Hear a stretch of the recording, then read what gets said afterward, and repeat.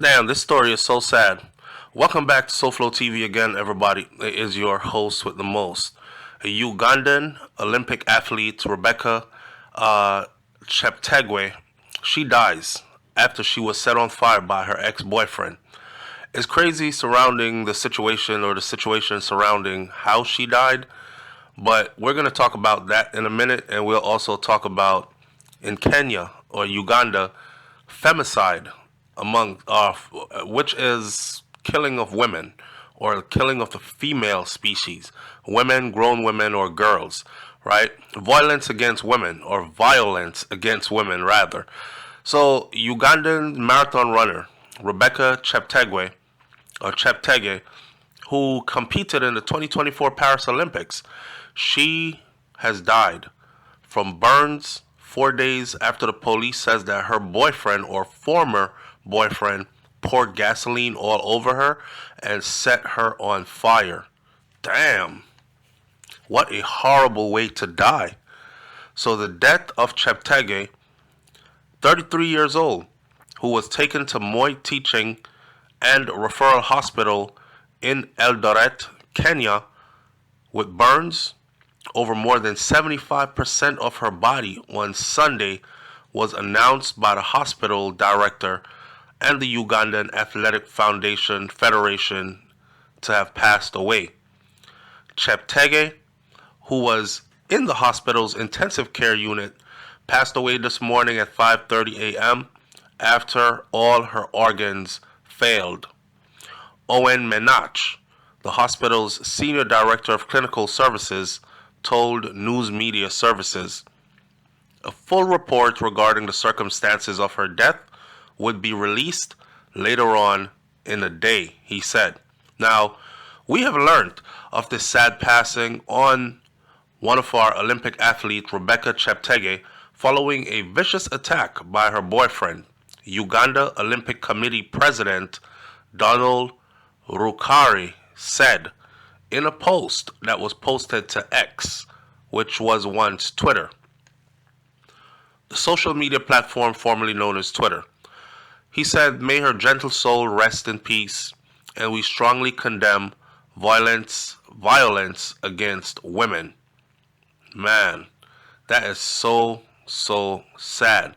Now, Cheptegei, who was born and raised in Chimney, Uganda, she had been training in Trans Nzoia County in western Kenya. And I know I'm butchering these names, but please bear with me. And for those who know how to say them, you'll say them, but you know what I'm talking about, right? So she was training in western Kenya, and what she did was she had purchased and developed land there in Kenyoro, Kenya, to make it easier and make it less costly to train in Kenya. She purchased and developed land. The Kenyan newspaper, The Standard, reported. So she was one of these types of women. Very forward thinking and very productive, progressive, obviously very athletic as well, with a goal and a dream in mind. She made it to the Olympics and competed representing her nation. Cheptegei made her Olympic debut at the Paris Olympics, finishing number 44 in the women's marathon. Now, of course, she did not go first, second, third, or whatever, but this was her debut. And you know, people start out somewhere and then eventually they make it to the front of the pack. Now, we'll never know if another Olympics around the corner 4 years from now, if she would have changed that fate from 44th to first, second place, something like that. So she began her career in 2010, and she competed in 1500 meters, in the 10,000 meters, in the half marathons and full marathons. She represented Uganda in the 2011 and 2013 cross championships in Punta Umbria and in Big Goisks, the Standard reported. In 2022, she won the Padova Marathon in Italy in 2022. And according to Kenya Online News, Cheptegei also won gold at the World Mountain and Trail Running Championships in Chiang Mai, Thailand in 2022, BBC reported. So she was a world-class athlete.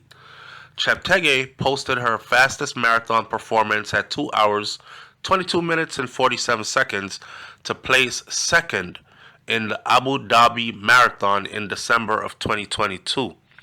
That time ranks her as the second fastest female Ugandan marathoner of all time. Wow. And this is according to World Athletics statistics.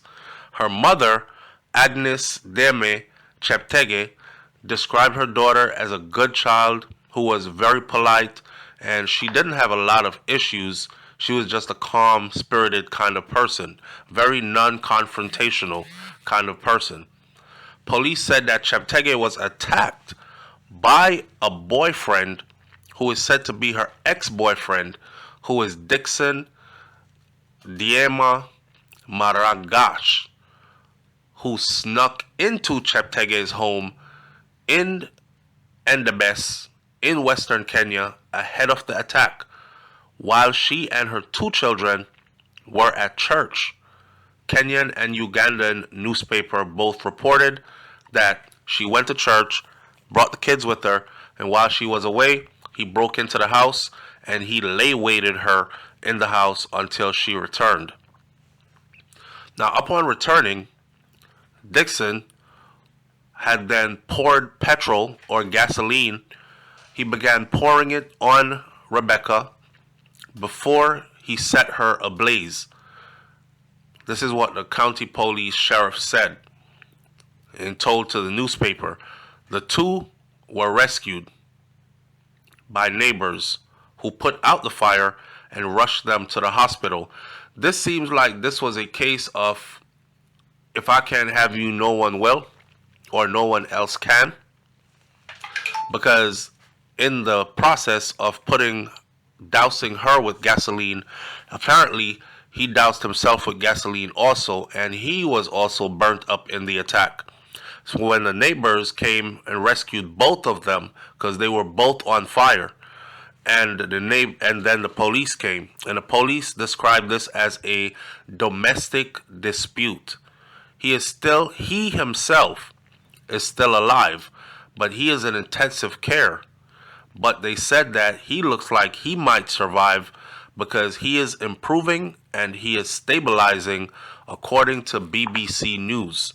Damn, that's messed up. Wow. So I'm guessing his whole intention was to kill himself and kill her. But it looks like he's going to live and she's dead. Anyways, Joseph Cheptegei, who is Cheptegei's father, said her daughter and Marangach, they had been separated for a long, long time, and they were involved in a land dispute involving her land in western Kenya, and the two were scheduled to appear before the Directorate of Criminal Investigations courts in Kenya, is what was reported also in a newspaper. The land, her mom said, has brought nothing but problems. The land that she bought and curated to cut down on the cost of her training. Her mom said this land has brought nothing but problems, adding that he was asking the government to protect her children and properties so that no one will get into her house and take everything. Now, this is weird because Kisiom confirmed that Rebecca Cheptegei and Marangach, they had quarreled over her land, and said that the police are continuing to investigate that altercation concerning the land. I don't know what, maybe he helped her to purchase the land and he feels like he should be on the paperwork for the land, and since they're not together anymore, then the land should go with him and he should move off the land. You know, the relationship is over, take back what you gave kind of thing. And she's not giving back the land and he is out of land. He feels like it's his and she feels like it's hers. So Rebecca Cheptegei is third woman athlete to die in Kenya in 3 years. Cheptegei was the third elite female athlete to be killed in Kenya since October of 2021. Peter Ogwang, Uganda's Minister of State for Sports, said that Kenyan authorities were investigating the killing, which has shone a spotlight on violence that is experienced by the women in the East African nation. Apparently, women are dying like flies because the men are killing them like crazy over there. Kenyan Sports Minister Kipchumba Murkomen described her death as a loss to the entire region. He said that this is a stark reminder that we must do more to combat gender-based violence in our society, which in recent years has reared its ugly head in elite sports circles, not just regular domestic fights among normal people, but now in elite sports circles. Nearly 34% of Kenyan girls and women between the ages of 15 to 49 have suffered physical violence. This is according to Kenyan government data from 2022 to 2024. The survey also found that 41% of married women in Kenya have faced violence at the hands of the person that they are married to. African countries collectively recorded the largest number of killing of women, both in absolute terms and relative to the size of the continent's female population. And this is according to the 2022 report by the United Nations Women and the United Nations Office on Drugs and Crime. Now, in April of 2022, Kenyan-born distance runner Damaris Muthi, who competed for Bahrain, she was found strangled in a house in Iten, Kenya, where she was training. And this was reported in BBC. And in October of 2021, you had another Olympic runner who was Agnes Tirop. She was 25 years old, a rising star in Kenya's highly competitive athletic scene, and she was found dead in her home in the town of Iten with multiple stab wounds to her neck. Her husband, Ibrahim Rotich, was charged with murder, and he also pled guilty and confessed, and the case is actually still going on, trying to get him convicted. It is a known thing, I guess, in Kenya that it's pretty violent there for women. And I mean, with a statistic like 41% of married women meet violence at the hands of the men they are married to, I would say, wow. Now, right now, there are groups being organized. They're protesting. They're out in the streets. They're holding up signs saying end gender-based violence starts with me. Signs that say no more excuses. But I don't know if these signs are going to save anybody. I think it's probably going to have to be something deeper than just holding up signs and marching in the street, right? For the number that you can look for, you can Google numbers nowadays, of course, for sure. But it says that, let's end this video like this. Femicide count in Kenya, which monitors killing, reported in local news, recorded 58 women have been killed from January to October of 2022. From January to October of 2022.